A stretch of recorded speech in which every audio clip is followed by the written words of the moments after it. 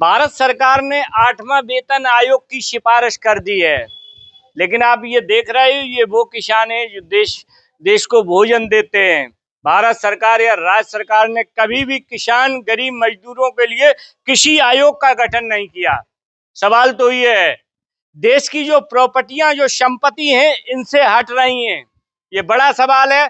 सरकारी एम्प्लॉय जो देश में है या सरकारी वेतन भोगी, उनकी प्रॉपर्टियों में बराबर इजाफा होता जा रहा है।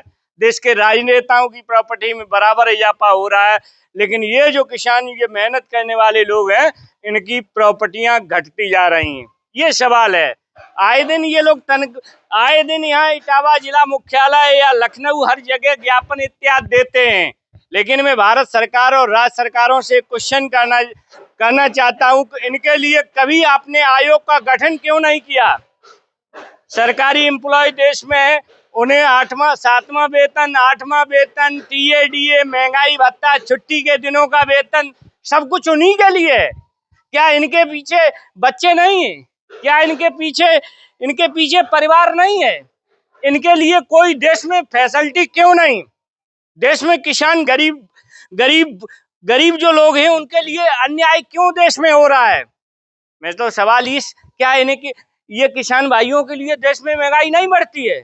सरकारी जो एम्प्लॉय है, जो सरकारी वेतन भोगी, वो उन्हें महंगाई भत्ता दिया जाता है। क्या देश में इनके लिए महंगाई नहीं बढ़ती है? शायद नहीं बढ़ती होगी। क्यों?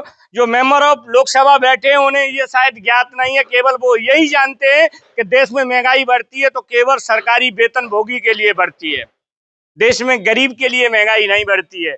देश में किसान के लिए महंगाई नहीं बढ़ती है। देश में मजदूर के लिए महंगाई नहीं बढ़ती है। क्यों? हर बार केवल अगर महंगाई भत्ता दिया जाता है तो उनको ही दिया जाता है।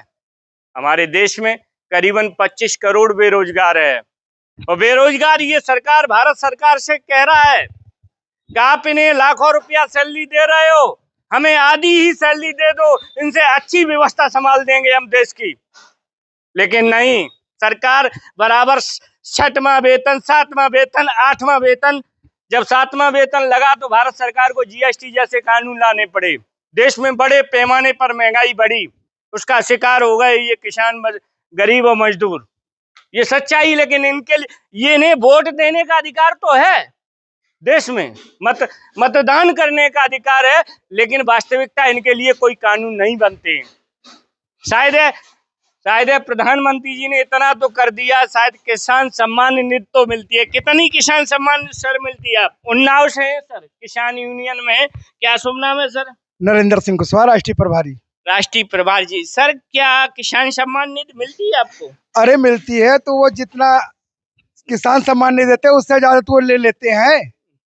सम्मानित क्या दे दे? 6,000 में क्या होता है किसानों का?